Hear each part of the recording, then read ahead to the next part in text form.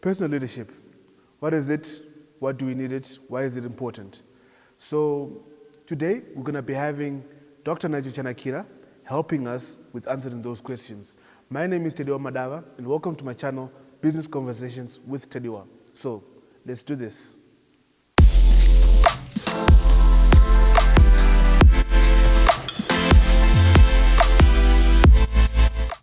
Hi, Mr. Chanakira. How are you doing?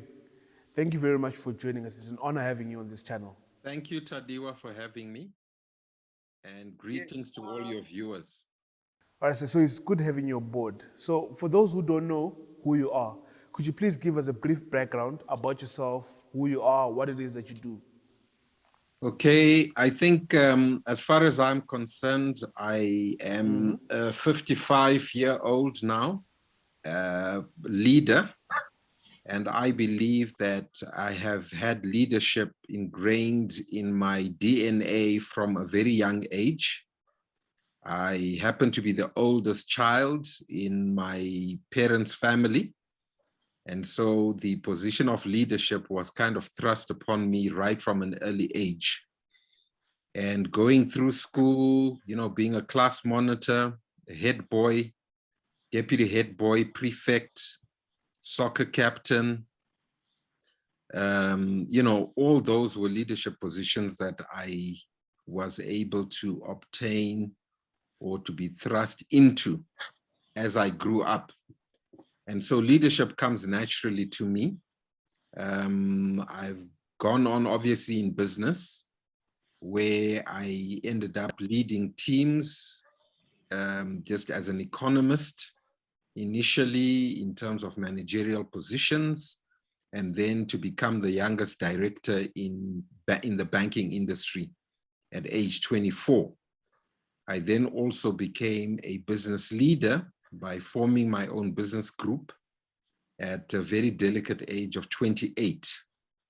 And as a result, Tadiwa, I focused my attention very much, knowing fully well I was competing with other business leaders or bankers at the time who were long in the tooth and had, you know, a lot of banking business experience compared to myself. And so I made it an intention to develop myself, what we call self-leadership. And so I developed my managerial competencies in that way and was able to then become a recognized business leader in the industry by picking up various awards from 1995 through to date. I probably have about 30 odd business leadership awards in various spheres, including being recognized by the World Economic Forum as a global leader of tomorrow. And so I would think that that's the pinnacle. Here in Zim, I won the top director of listed companies. And then I was, you know, director of the decade or Empriteco of the decade. So I think leadership is something that I've deliberately studied and also then acquired a leadership institute. And as they say, the rest is history. So I train leaders, I groom leaders, and that's my focus. Okay. So could you tell us more about NMK Chanakira Leadership Academy?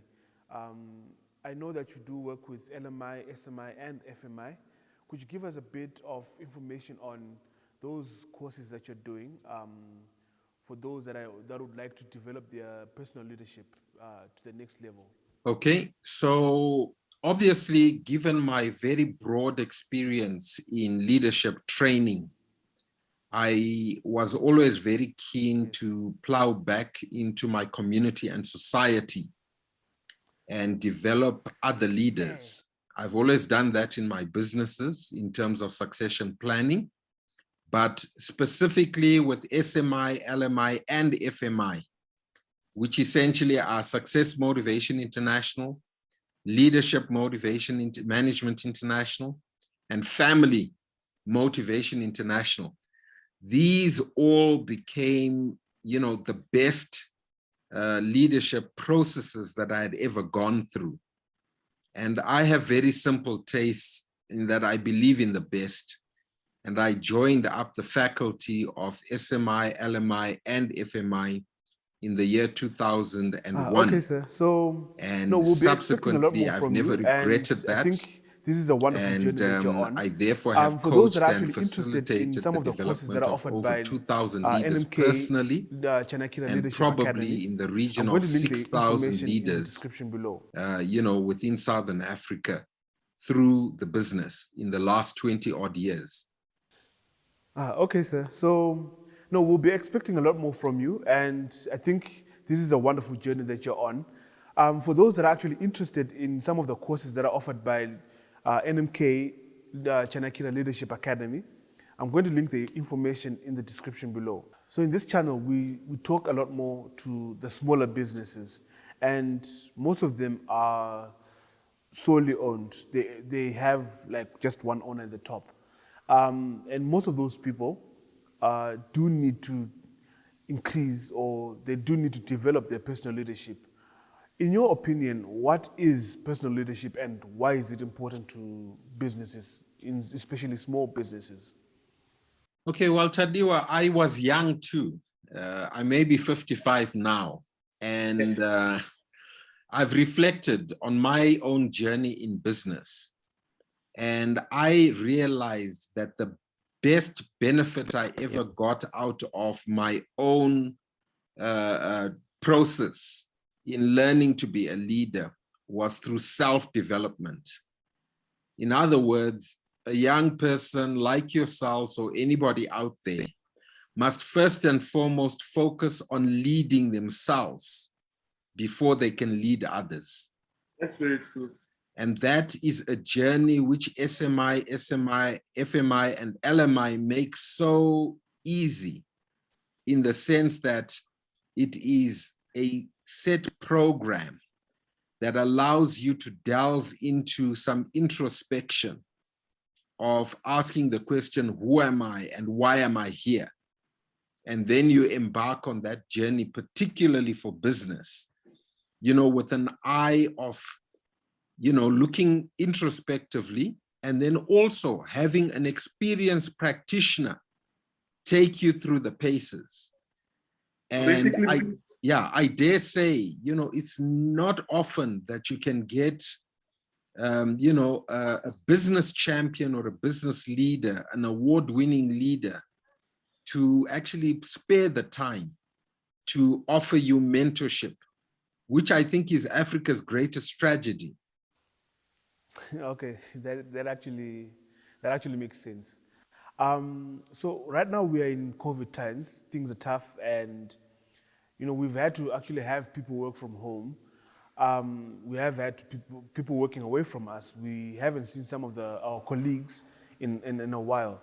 So, what advice would you give to a person like myself, a leader like myself, who has a team that he works with?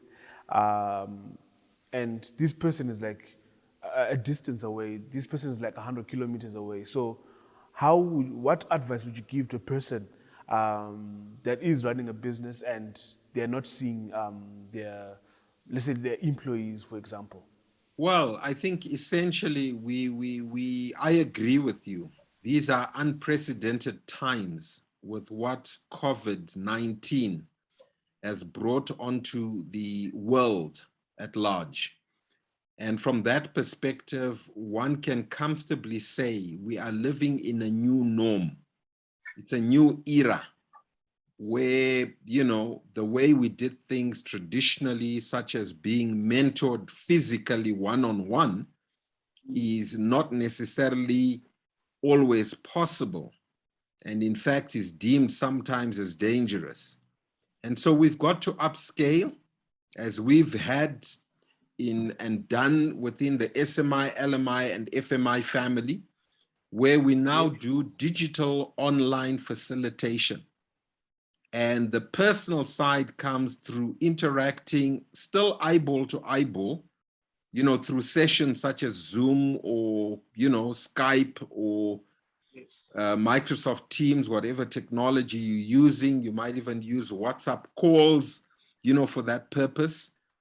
But if you're also able to then, like we have programs which you fill in digitally, send back feedback sheets, and we know you are learning.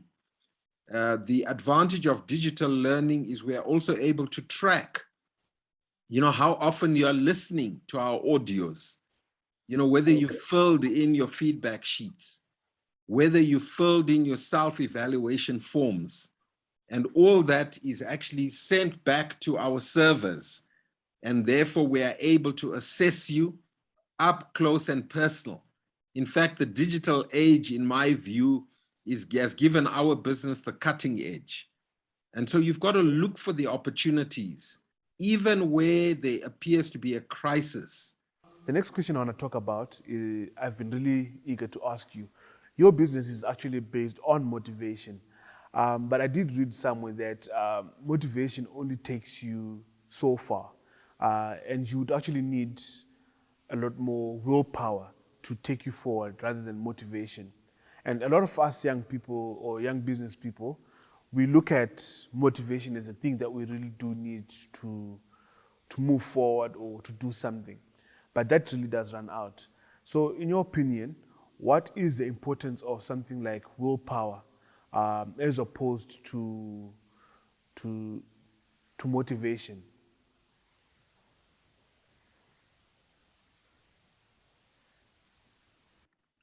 Okay, so for youth, I tell you that motivation is really a word that is derived out of two words. It's derived out of motive, okay, which is motion, okay? Motive for action. That's what motivation means, essentially, okay? And then you go on to ask about willpower. Willpower is also allied to motivation because it's intrinsic. It comes from who you are and your own determination, the steel inside of you, the steel in your spinal cord, that attitude that I will not be defeated, the attitude that I am a winner, the attitude that I am a champion no matter what. So that's willpower. Now, I mean, if you have willpower, okay, in other words, you've got that force coming from inside you, but it lacks action, then, you're dead in the water. And a lot of people have willpower, but they don't have a bias for action in their lives, which is why people are then deemed as procrastinators or talkers without any V11s, as we Zimbabweans refer them to, without any evidence or manifestation of the results that we are seeking.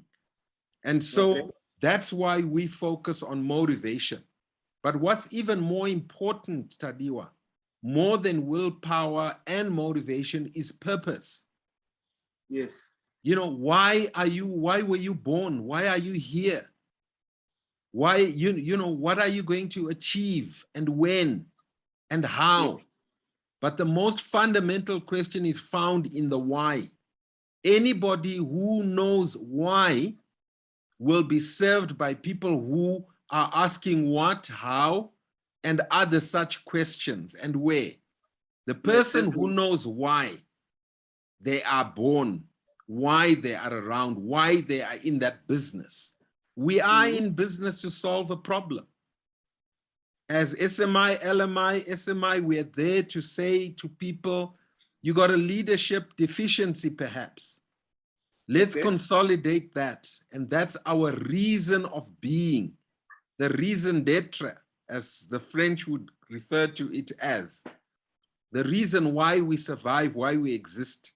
That's our vision, that's our mission, to groom leaders with a sense of purpose, which then gives them the staying power in whatever that they are doing. Yeah, no, I don't think I could have said that better. That is actually very, very spot on. But next, I want to talk about your experience in business and how you can actually use that experience to help us young business people. You worked at RBZ. You ran a stock listed company, a ZSC stock listed company. You ran Kingdom Bank. You also had your merger with Mikkels, and I know that went sideways, but I'm sure there are lessons that we can draw from there.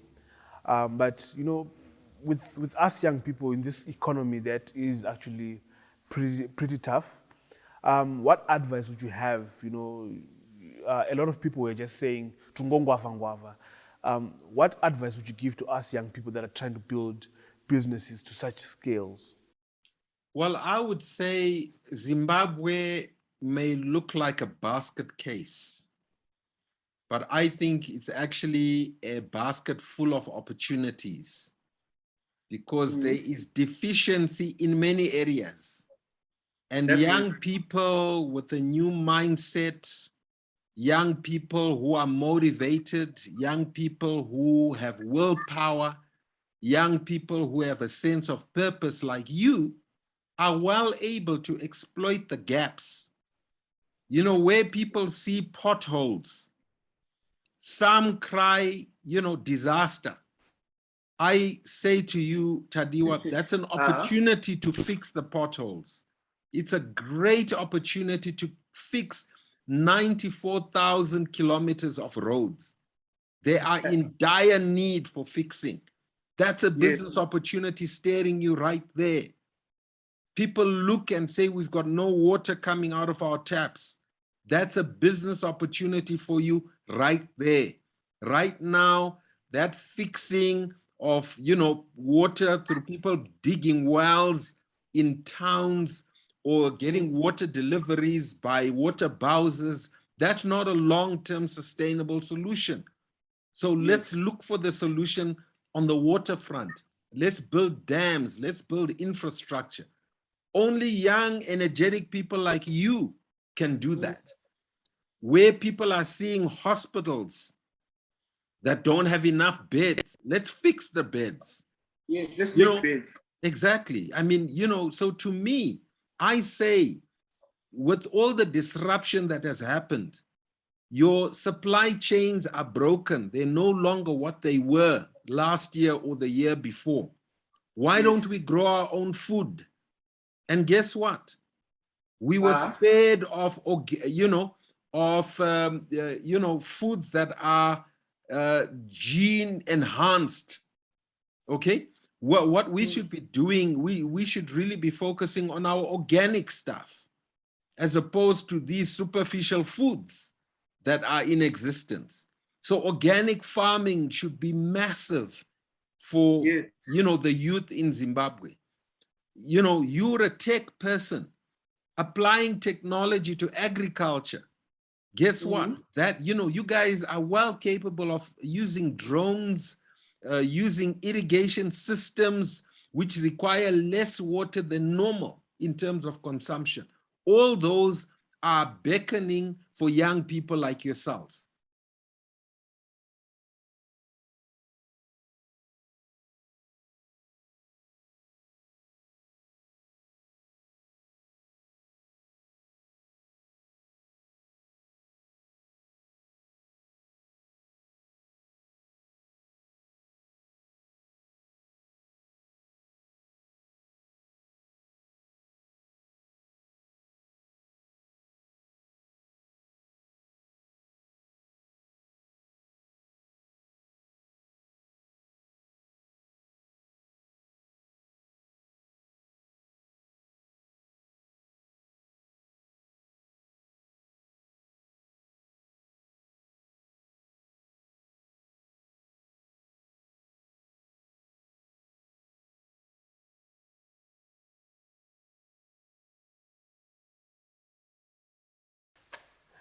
Actually, I cannot stress what you just said. I talk to a lot of people, and I say, Zimbabwe is a place where we've got a lot of problems, and the best way you can actually make money in Zimbabwe. So before we actually go, sir, is there anything that you actually want to say to the young people of Zimbabwe before we close this off? You know, my vision is to be your mentor. I'm looking for 1 million people that I can mentor to realize more of their God-given potential. My parting shot is, see you at the top, the bottom is overcrowded. And I'm taking 1 million guys to the top of the mountain on the African continent through SMI, LMI, and FMI. So see you in class. Thank you. Okay, guys, so that was Dr. Nigel Chanakira. And if you guys want to get a hold of him, his information is in the description below. My social media is also in the description below. If you want to follow me, if you want to talk to me, if you want to have a conversation, this is the place to do it. Until next time, guys, adios.